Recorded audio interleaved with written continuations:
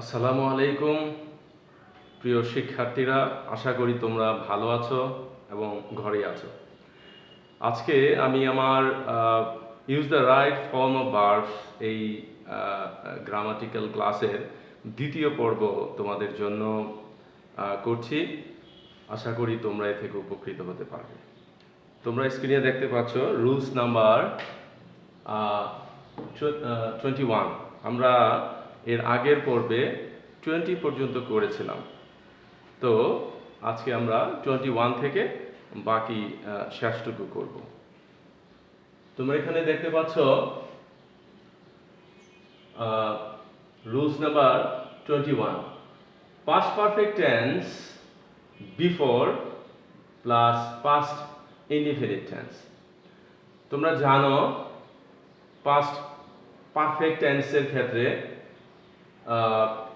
যদি বিফোর থাকে মাঝখানে, দুটি ক্লোজের মাঝখানে যদি বিফোর থাকে, তাহলে এই বিফোরের যে আগের অংশ, সেই অংশটুকু হবে পাস্ট পারফেক্ট টেন্স এবং বিফোরের পরের অংশটুকু হবে পাস্ট ইনডিফিনিট টেন্স।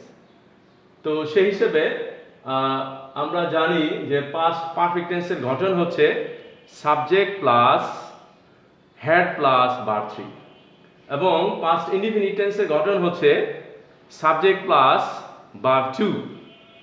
তো আমরা যদি একটা এক্সাম্পল দেখি, the patient died before the doctor কাম।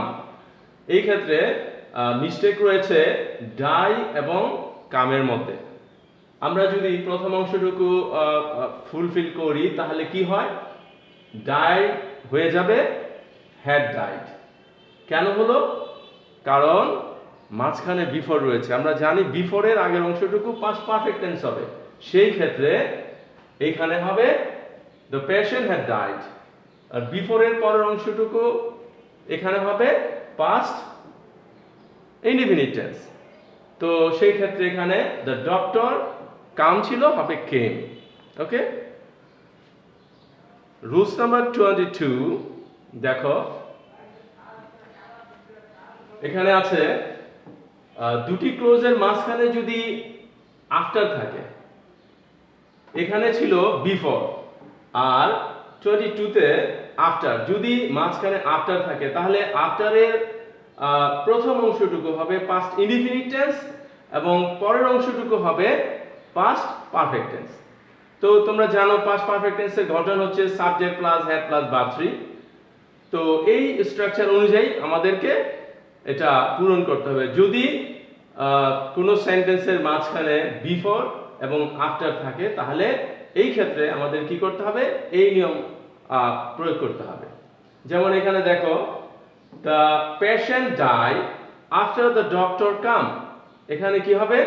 আফটারের আগের অংশটুকু আমরা জানি পাস্ট ইনডিফিনিট টেন্স হয়, সেক্ষেত্রে পাস্ট ইনডিফিনিট টেন্স করতে গেলে died, the patient died after the doctor, এখানে হ্যাড কাম, কারণ আফটারের পরের অংশটুকু হয়ে যাবে পাস্ট পারফেক্ট টেন্স। ঠিক আছে, এরপর আমরা যাব রুলস নাম্বার 23। রুলস নাম্বার 23 তে দেখো, এখানে আছে subject plus verb plus object plus verb 1 ING. যদি অবজেক্টটি নিজেই এই কাজটি করে বোঝায়, মানে এই অবজেক্টটি যদি নিজেই কাজ করে এরকম বোঝায়, কোন সেন্টেন্সে, একটা সিম্পল সেন্টেন্সে যদি গঠনটা এরকম হয় subject plus verb plus object, এবং এরপরে যদি আরেকটি ভার্ব থাকে, এবং যদি মনে হয় যে এই অবজেক্টটি দ্বারা এই ভার্বের কাজটি সম্পন্ন হয়েছে, তাহলে সেই ক্ষেত্রে কি হবে? সেই ক্ষেত্রে এই ভার্বটার সাথে আইএনজি যুক্ত হবে। যেমন I saw the bird fly, তাহলে এখানে ফ্লাই করছে কে? The bird. তাহলে আমরা বুঝতে পারছি যে অবজেক্টটি এই কাজটি করেছে। তো এই ক্ষেত্রে কি হবে? এই ক্ষেত্রে এই ভার্বটির সাথে আইএনজি যুক্ত করতে হবে, তাহলে হবে কি? ফ্লাইং। তো I saw the bird flying. Rules number 24, এখানে দেখো কি আছে? Subject plus verb plus object plus verb, এই ভার্বটি যদি পাস্ট পার্টিসিপলের হয়, এই ভার্বটি যদি পাস্ট পার্টিসিপল হয়, যদি এই ভার্বটি অবজেক্ট দ্বারা নয় বরং অন্য কারো দ্বারা সম্পাদিত হয় বোঝায়। আগেরটা ছিল অবজেক্ট দ্বারা সম্পন্ন হয়, কিন্তু এখানে এই অবজেক্ট দ্বারা এই ভার্বের কাজটি সম্পন্ন হয়নি, অন্য কারো দ্বারা এই ভার্বটির কাজ সম্পন্ন হয়েছে এরকম বোঝায়। সেক্ষেত্রে কি হবে? সেই ক্ষেত্রে এই ভার্বটি পাস্ট পার্টিসিপল হবে। যেমন একটা এক্সাম্পল দেখো, হি got the cricket, he got the ticket book, he got the ticket book. তাহলে এখানে সে এই টিকেটটি বুক করা পেল, কিন্তু এই টিকেট কিন্তু এই কাজটি সম্পন্ন করেনি। আমরা আগের রুলসে দেখেছি যে অবজেক্ট দ্বারা কাজটি সম্পন্ন হয়েছিল, সেখানে আমরা আইএনজি যুক্ত করেছি, আর এখানে এই অবজেক্ট দ্বারা কাজটি সম্পন্ন হয়নি, সেজন্য এটা হবে কি পাস্ট পার্টিসিপল হবে, পাস্ট পার্টিসিপল হবে। He got the ticket booked. Okay, তাহলে এটা একটু খেয়াল করতে হবে, যদি subject plus verb plus object এরপরে কোনো ভার্ব থাকে, এখানেও তাই আছে, the subject plus verb plus object এরপরে ভার্ব আছে, সেক্ষেত্রে খেয়াল করতে হবে যদি অবজেক্ট দ্বারা এই কাজটি সম্পন্ন হয় সেক্ষেত্রে ভার্বের সাথে হবে আইএনজি, আর যদি এই অবজেক্ট দ্বারা এই ভার্বের কাজটি সম্পন্ন করা হয়নি এরকম বোঝায়, সেই ক্ষেত্রে কি হবে? সেই ক্ষেত্রে এই ভার্বটি হবে পাস্ট পার্টিসিপল। ঠিক আছে, আশা করি তোমরা বুঝতে পারবে। রুলস নাম্বার 25, দেখো এখানে আছে subject plus verb plus object plus infinitive. Infinitive মানে তোমরা জানো টু প্লাস মূল ভার্ব, টু প্লাস মূল ভার্বকে আমরা টু ইনফিনিটিভ বলি।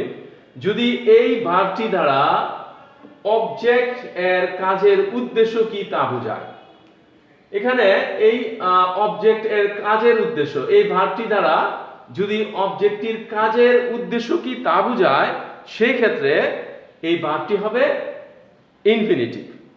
আমি আবার বলছি, subject plus verb plus object, এরপর যদি একটি ভার্ব থাকে আর এই ভার্বটির কাজের উদ্দেশ্য যদি মানে অবজেক্ট হয়, মানে অবজেক্ট যদি এই কাজটির উদ্দেশ্যের কারণ হয়, সেই ক্ষেত্রে তোমার এখানে হবে ইনফিনিটিভ। যেমন দেখো, we went to Dhaka, we went to Dhaka, এখানে বাই সামথিং, তাহলে এই ঢাকা যাওয়ার উদ্দেশ্য কি? বাই সামথিং, তাহলে এই বাইটা হবে to infinitive, to buy something. Okay, next 26, দেখো এখানে আছে সিম্পল সেন্টেন্সে দুটি ভার্ব থাকলে দ্বিতীয় ভার্বটির সাথে আইএনজি যুক্ত হয় অথবা ভার্বটির পাস্ট পার্টিসিপল হয়।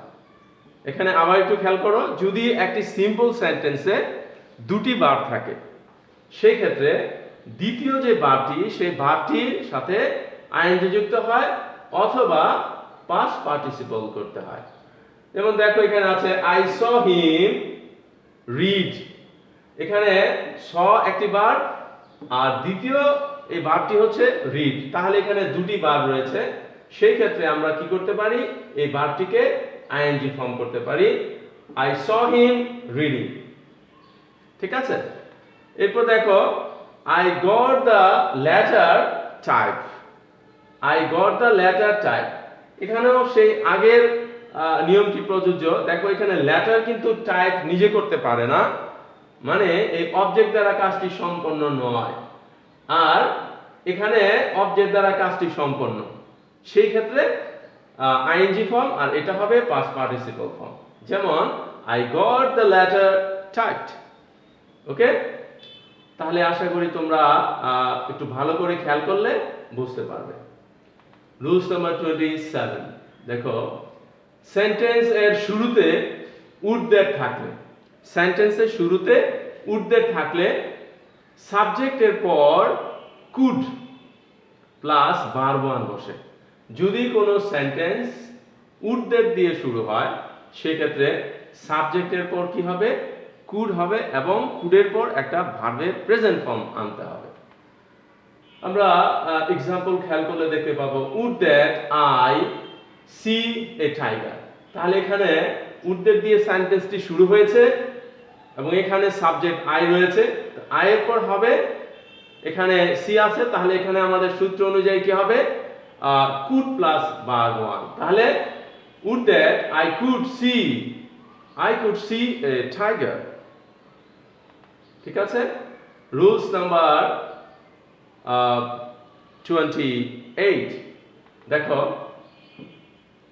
টু বি অথবা হ্যাভিং প্লাস ভার্ব 3 যদি কোনো সেন্টেন্সের শূন্যস্থানের আগে টু বি থাকে অথবা হ্যাভিং থাকে, কোনো সেন্টেন্সের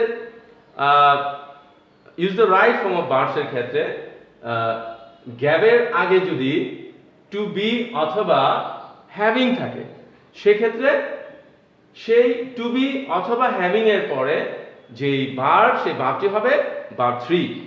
যেমন দেখো, হি ran away having see the police। তাহলে এখানে আমরা দেখতে পাচ্ছি হি ran away having রয়েছে, হ্যাভিং এর পর ভার্ব 3 হবে। তাহলে এখানে হবে হি ran away having seen the police।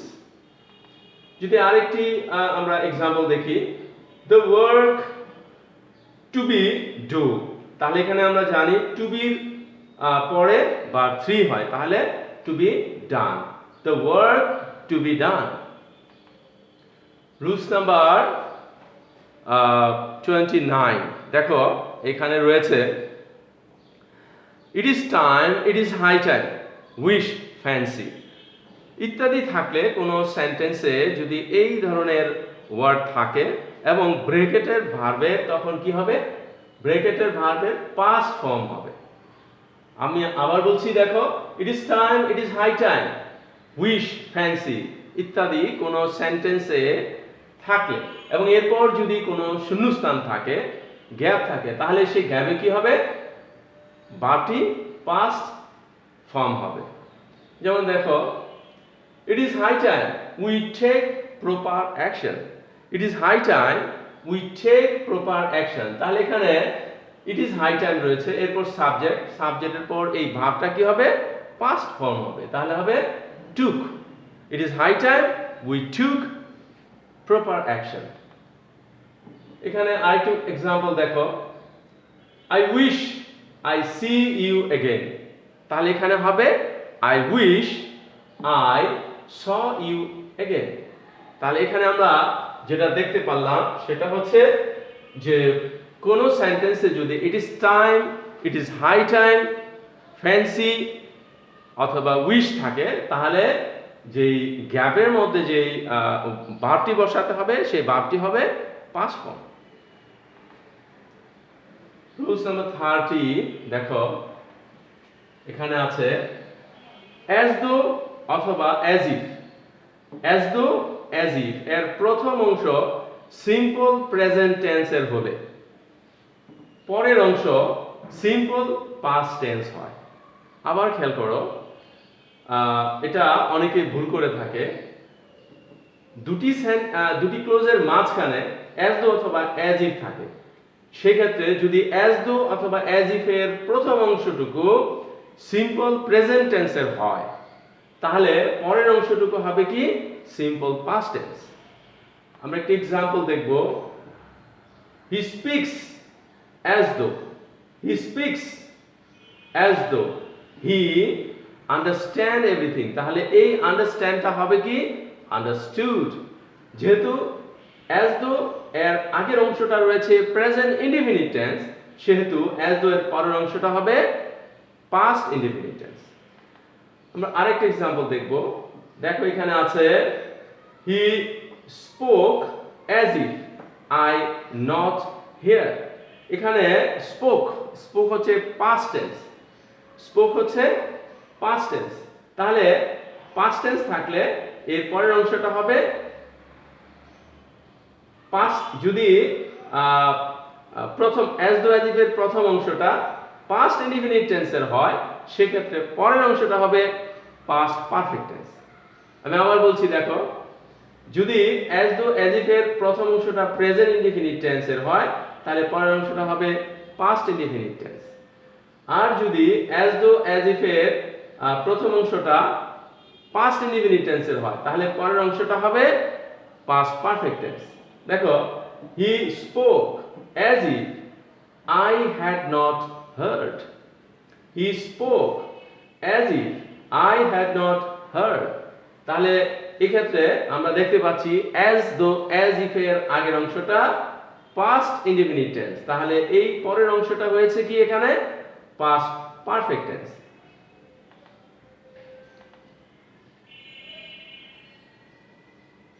Rules number 31, এখানে দেখো as though as if wish থাকলে, এটা আমরা অবশ্য আগেই করেছি, as though as if wish থাকলে ব্র্যাকেটে টু বি এর জায়গায় ওয়্যার হবে।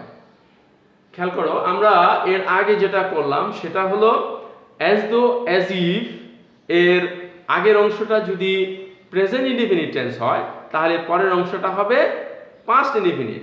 আর যদি অ্যাজ দো অ্যাজ ইফ এর প্রথম অংশটা পাস্ট ইনডিফিনিট হয়, তাহলে পরের অংশটা হবে পাস্ট পারফেক্ট। এখানে আমরা দেখতে পাচ্ছি অ্যাজ দো অ্যাজ ইফ অথবা উইশ থাকলে ব্র্যাকেটে যদি টু বি থাকে, তাহলে এই টু বির জায়গায় হবে ওয়্যার। যেমন দেখো, I wish I to be a poet, তাহলে হবে I wish I were a poet. I wish I were a poet. Rules number 32, এখানে দেখো ব্র্যাকেটের ভার্বের পূর্বের অংশের অর্থাৎ মেইন ক্লোজের ভার্বটি পাস্ট টেন্সের হলে এবং পরের অংশে কোনো সময়ের উল্লেখ না থাকলে, যেমন next day, next week, next month, next year ইত্যাদি উল্লেখ থাকলে ব্র্যাকেটের ভার্বের পূর্বে উড বা শুড প্লাস ভার্ব বসে। আমি আবার বলছি, দেখো, ব্র্যাকেটের ভার্বের পূর্বের অংশের অর্থাৎ মেইন ক্লোজের ভার্বটি পাস্ট টেন্সের হলে, মেইন ক্লোজের ভার্বটি যদি পাস্ট টেন্সের হয় এবং পরের অংশে কোনো সময়ের উল্লেখ না থাকলেও যদি এরকম থাকে next day, next week, next month, next year ইত্যাদি যদি থাকে, তাহলে কি হবে, ভার্বের পূর্বে একটা উড অথবা শুড হবে এবং ভার্বের প্রেজেন্ট ফর্ম হবে।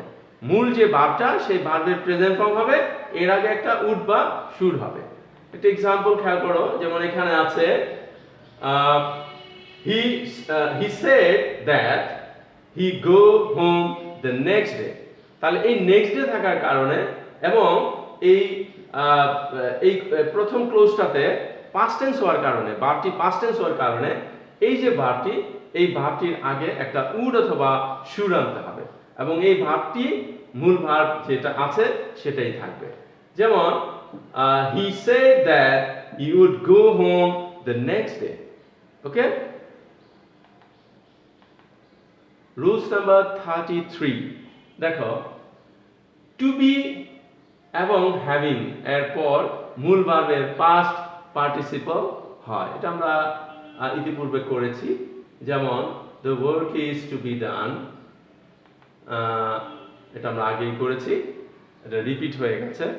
রুলস নাম্বার 34, দেখো am is are was were ইত্যাদি টু বি ভার্বের পর প্যাসিভ ভয়েস এর ক্ষেত্রে ব্র্যাকেটের ভার্ব এর পাস্ট পার্টিসিপল হয়। আবার খেয়াল করো, আমরা জানি ভার্ব দুই প্রকার, একটা হচ্ছে অ্যাক্টিভ ভার্ব, প্যাসিভ ভার্ব। তাহলে এখানে এই প্যাসিভ ভার্বের ক্ষেত্রে যদি ব্র্যাকেটের যে ভার্বটি দেয়া থাকবে সেই ভার্বটির আগে যদি am is are was were ইত্যাদি এই টু বি ভার্বের টু বি ভার্ব থাকে, তাহলে এরপর যে ভার্বটি আছে সেই ভার্বটি প্যাসিভ অর্থে প্যাসিভ এর ক্ষেত্রে যদি সেন্টেন্সটি দ্বারা সেন্টেন্সের মোটিভটা যদি প্যাসিভ হয় সেই ক্ষেত্রে কি হবে, ভার্বটির পাস্ট পার্টিসিপল ফর্ম হবে। যেমন দেখো, হিজ পকেট হ্যাজ বিন টিয়ার, তাহলে এখানে হিজ পকেট হ্যাজ বিন টিয়ার, এখানে এই সাবজেক্টটাই কিন্তু প্যাসিভ, সেক্ষেত্রে আমরা দেখতে পাচ্ছি এখানে হ্যাজ বিন, এই বিনটা হচ্ছে বি ভার্ব, সেক্ষেত্রে এই ভার্বটা হবে ভার্বের পাস্ট পার্টিসিপল, তাহলে এখানে হবে torn, his pocket has been torn। আমরা এরপরে দেখতে পাচ্ছি the books were print in time, the books were print in time, তাহলে এখানে বুকস, এই বুকসটা হচ্ছে প্যাসিভ সাবজেক্ট, আর এখানে একটা বি ভার্ব রয়েছে, তো বি ভার্বের পর আমরা দেখতে পাচ্ছি একটা ভার্ব আছে, এই ভার্বটা অবশ্যই প্যাসিভ করতে হবে, প্যাসিভ করলে কি করতে হবে, ভার্বের পাস্ট পার্টিসিপল ফর্ম করতে হবে, সেহেতু এটা হবে printed, the books were printed in time, the books were printed in time। Rules number 35, দেখো এটা হচ্ছে একটা কন্ডিশনাল সেন্টেন্স, আমরা জানি কন্ডিশনাল সেন্টেন্স তিন প্রকার, এর মধ্যে ফার্স্ট কন্ডিশন হচ্ছে subject plus E plus present plus extension, এরপর যে ক্লোজটা থাকবে সেই ক্লোজের সাবজেক্টের পর শ্যাল অথবা উইল হবে, এরপর ভার্বের প্রেজেন্ট ফর্ম থাকবে। আমরা জানি কন্ডিশনাল সেন্টেন্সের দুটি অংশ থাকে, দুটি ক্লোজ থাকে, একটা হচ্ছে সাবঅর্ডিনেট ক্লোজ, একটা হচ্ছে প্রিন্সিপাল ক্লোজ। তো আমাদের এই সাবঅর্ডিনেট ক্লোজটা যদি ই প্লাস প্রেজেন্ট হয়, ই প্লাস প্রেজেন্ট মিন্স প্রেজেন্ট টেন্সের হয় এই ক্লোজটা, তাহলে পরবর্তী যে অংশ সেই অংশে কি হবে, সাবজেক্ট প্লাস শ্যাল অথবা উইল প্লাস ভার্ব ওয়ান। তোমাদের use the right form of verbs এর মধ্যে এই শ্যাল অথবা উইল প্লাস ভার্ব ওয়ান এই অংশটুকু তোমাদের দেওয়া থাকবে, তোমাকে এইটা পূরণ করতে হবে। তাহলে এখানে খেয়াল রাখতে হবে যে এই প্রথম ক্লোজটা কোন টেন্স আছে, যদি প্রেজেন্ট টেন্স হয় তাহলে আমাকে খেয়াল করতে হবে শ্যাল অথবা উইল প্লাস ভার্ব ওয়ান হবে। যেমন আমরা যদি একটা एग्जांपल দেখি, if he works hard, এই ক্লোজটা প্রেজেন্ট ইনডিফিনিট টেন্সে রয়েছে, তাহলে পরের অংশটা অবশ্যই সাবজেক্টের পর, অর্থাৎ সাবজেক্টের পর একটা শ্যাল অথবা উইল প্লাস ভার্বের এই প্রেজেন্ট ফর্ম রাখতে হবে। তাহলে আমরা এখানে কি করব, he will prosper in life, if he works hard he will prosper in life। Rules number 36, দেখো রুলস নাম্বার 36 এ আছে সেকেন্ড কন্ডিশন। এখানে আমরা দেখতে পাচ্ছি যেটা রয়েছে, এখানে আছে ই প্লাস পাস্ট, প্লাস এরপর যেটা থাকবে, যে ক্লোজ থাকবে সেই ক্লোজটা সাবজেক্ট প্লাস উড অথবা কুড অথবা মাইট প্লাস ভার্ব ওয়ান। ঠিক আছে, তো এই দুটি ক্লোজের মধ্যে প্রথম ক্লোজটা যদি এরকম থাকে ই প্লাস পাস্ট, মানে প্রথম ক্লোজটা যদি ক্লোজটা যদি পাস্ট টেন্সের হয়, পাস্ট ইনডিফিনিট টেন্সের হয়, তাহলে যে পরের অংশটা, এই পরের ক্লোজটা কি হবে, সাবজেক্ট প্লাস উড অথবা কুড প্লাস ভার্ব ওয়ান। সেই আগেরটার মতো, আগে যেমন ছিল শ্যাল উইল ভার্ব ওয়ান, এখানে হবে উড অথবা কুড ভার্ব ওয়ান। এটা ছিল প্রেজেন্ট টেন্স, সেহেতু এখানে হয়েছিল শ্যাল অথবা উইল প্লাস ভার্ব ওয়ান, আর এখানে ইফ ক্লোজটা যেহেতু পাস্ট টেন্স, সেহেতু এই পরের অংশ হবে উড অথবা কুড অথবা মাইট প্লাস ভার্ব ওয়ান। যদি আমরা एग्जांपल দেখি, সেখানে দেখব if he came past indefinite, I help him, তাহলে এখানে এই অংশটা হবে কি উড অথবা কুড প্লাস ভার্ব ওয়ান, তাহলে আমরা লিখব I would help him, if he came I would help him, if he came I would help him। আমরা আরেকটা एग्जांपल দেখব, এখানে দেখতে পাচ্ছি এটাকে যদি আমরা একটু চেঞ্জ করে দেই, অনেক সময় এরকমও হতে পারে মেইন ক্লোজটা আগে থাকতে পারে এবং সাবঅর্ডিনেট ক্লোজটা পরে থাকতে পারে। আবার সাবঅর্ডিনেট ক্লোজ আগে থাকতে পারে, মেইন ক্লোজটা পরে থাকতে পারে। সেই ক্ষেত্রে I would help him if he need, তাহলে আমরা দেখব যে এই প্রথম অংশটা কি আছে। এখানে আমরা দেখতে পাচ্ছি উড হেল্প। উড হেল্প আমাদের এই রুলস অনুযায়ী যদি উড হেল্প থাকে, would help plus verb one থাকে, তাহলে এই ইফ ক্লোজটা হবে পাস্ট ইনডিফিনিট। সেহেতু আমরা কি করব, এখানে পাস্ট ইনডিফিনিট করব। তাহলে পাস্ট ইনডিফিনিটের গঠন হচ্ছে সাবজেক্টের পর ভার্বের পাস্ট ফর্ম, অর্থাৎ ভার্ব টু ফর্ম। তাহলে I would help him if he needed, I would help him if he needed, তাহলে এখানে হবে needed. I would help him if he needed. Okay? Rules number 37. দেখো এখানে রয়েছে if plus subject plus had plus verb 3 plus extension। তাহলে পরের অংশে এখানে দুটি ক্লোজ, এটা হচ্ছে সাবঅর্ডিনেট ক্লোজ, এটা হচ্ছে প্রিন্সিপাল ক্লোজ। if ক্লোজ মানে সাবঅর্ডিনেট ক্লোজটা যদি এরকম থাকে, মানে সাবঅর্ডিনেট ক্লোজটা যদি পাস্ট পারফেক্ট টেন্সে থাকে, আমরা দেখতে পাচ্ছি এখানে পাস্ট পারফেক্ট টেন্সে আছে subject plus had plus verb 3, এটা হচ্ছে পাস্ট পারফেক্ট টেন্সের গঠন। যদি এরকম থাকে তাহলে পরের যে অংশ সেক্ষেত্রে আমরা কি করব, সাবজেক্ট প্লাস উড হ্যাভ অথবা কুড হ্যাভ প্লাস ভার্ব 3। এখানে যে ভার্বটি দেওয়া থাকবে সেই ভার্বটির মধ্যে আমাদের কি করতে হবে, উড হ্যাভ অথবা কুড হ্যাভ লাগাতে হবে। would have and could have verb 3। একটা এক্সাম্পল দেখব, if he had seen me, if he had seen me he dash call me। তাহলে এখানে এটা যেহেতু পাস্ট পারফেক্ট টেন্সে রয়েছে সেহেতু এটা হবে সাবজেক্ট প্লাস would have অথবা could have plus verb 3 extension. তাহলে if he had seen me he would have called me, if he had seen me he would have or could have or might have called me। আমরা আরেকটি example দেখব, if she had worked hard, if she had worked hard she succeeded। তাহলে আমরা দেখতে পাচ্ছি এখানে রয়েছে if ক্লোজটা রয়েছে পাস্ট পারফেক্ট টেন্সে। তো এই পরের অংশে হবে সাবজেক্টের পর উড হ্যাভ অথবা কুড হ্যাভ অথবা মাইট হ্যাভ প্লাস ভার্ব 3। তাহলে এটা হবে she would have succeeded, she would have succeeded। দেখো রুলস নাম্বার 38, রুলস নাম্বার 38 এখানে আছে had plus subject plus verb 3।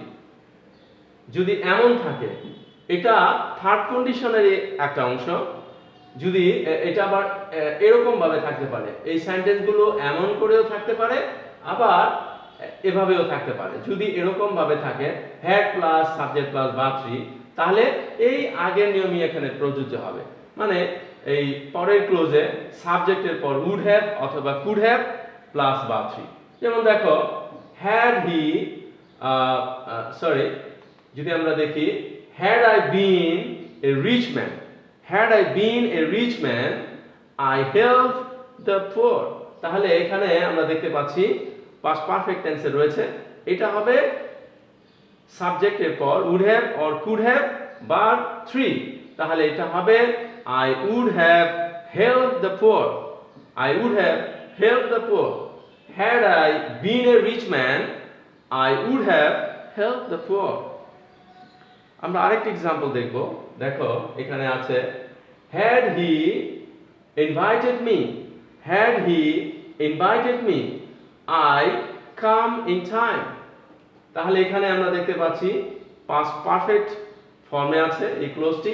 তাহলে এখানে হবে কি সাবজেক্টের পর would have or could have, তাহলে এটা হবে I would have or could have verb 3।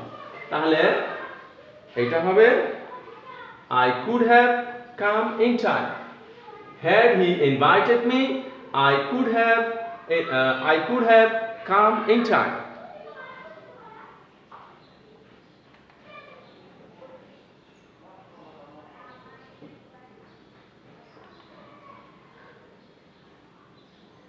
Rules number 39 দেখো এখানে আছে lest lest plus subject plus should or might plus বারবার। তোমরা জানো আমাদের এই লিস্টের একটা ব্যবহার রয়েছে, এটি দুই ক্ষেত্রেই আসতে পারে। প্রথমত use the right form of ভার্বে আসতে পারে, এর পরবর্তীতে কমপ্লিটিং সেন্টেন্স, সেই কমপ্লিটিং সেন্টেন্সও লিস্টের ব্যবহার রয়েছে। তো লিস্ট অর্থ কি? লিস্ট অর্থ পাছে না আবার, হ্যাঁ, কোনো সংখ্যা হয়, আমি কোনো একটা কাজ যদি করতে ব্যর্থ হই এই ভয়ে কোনো কিছু করা। তো সেই ক্ষেত্রে আমরা এখানে দেখব লিস্ট এটা নেগেটিভ সেন্সে ব্যবহৃত হয়। লিস্ট প্লাস সাবজেক্ট যদি এরকম ভাবে থাকে, কোনো স্ট্রাকচার, কোনো সেন্টেন্সের স্ট্রাকচারটা যদি এমন হয় লিস্টের পর সাবজেক্ট, এরপর আমাদের কি করতে হবে? এই ভার্বটার সাথে একটা শুড অথবা মাইট যুক্ত করতে হবে। যেমন আমরা যদি एग्जांपल দেখি, he read more lest he fail in the exam. তাহলে হি রিড মোর, সে বেশি বেশি পড়ছে, কেন? তার ভয় হয় পাছে না আবার সে एग्जाम ফেল করে বসে। তাহলে কোনো কিছু না পাওয়ার ক্ষেত্রে, কোনো কিছু করতে ব্যর্থ হতে পারে এরকম শঙ্কা থেকে এই লিস্টের ব্যবহার। তাহলে এটা হবে কি, he read more lest he should fail in the exam. He read more, সে বেশি বেশি পড়ছে যাতে সে আবার ফেল না করে বসে। ওকে, রুলস নাম্বার 40। আমরা রুলস নাম্বার 40 তে দেখব হোয়াইলের ব্যবহার। তোমরা জানো অনেক সময় কোনো সেন্টেন্সের ফিল ইন দ্য গ্যাপসের ঠিক আগ মুহূর্তে একটা হোয়াইল থাকে, তারপর গ্যাপ থাকে। তো এক্ষেত্রে হোয়াইলের দুটি ব্যবহার রয়েছে। একটি ব্যবহার হচ্ছে হোয়াইল প্লাস ভার্ব ওয়ান। যদি কোনো সেন্টেন্সে হোয়াইলের পরে সরাসরি গ্যাপ থাকে সেক্ষেত্রে আমরা কি করব? ওই ভার্বটির সাথে আইএনজি যুক্ত করে দেব। তাহলে হোয়াইলের পর যদি সরাসরি গ্যাপ হয় তাহলে কি করব? আমরা এটাকে শুধু ভার্বের সাথে আইএনজি যুক্ত করে দেব। যেমন দেখো, while walk I a snake bite me biting. তাহলে এখানে কি আছে? হোয়াইল ওয়াক, তাহলে হবে while walking a snake biting. যখন সে হাঁটছিল একটা সাপ তাকে কামড় দিল। তাহলে হোয়াইল ওয়াকিং, তাহলে হোয়াইলের পর অবশ্যই ভার্ব আইএনজি হবে। ঠিক আছে? তাহলে while walking a snake bite him. Rules number 41, এখানে দেখো হোয়াইলের পর যদি সাবজেক্ট থাকে, আমরা এর আগের রুলসে দেখেছি হোয়াইলের পর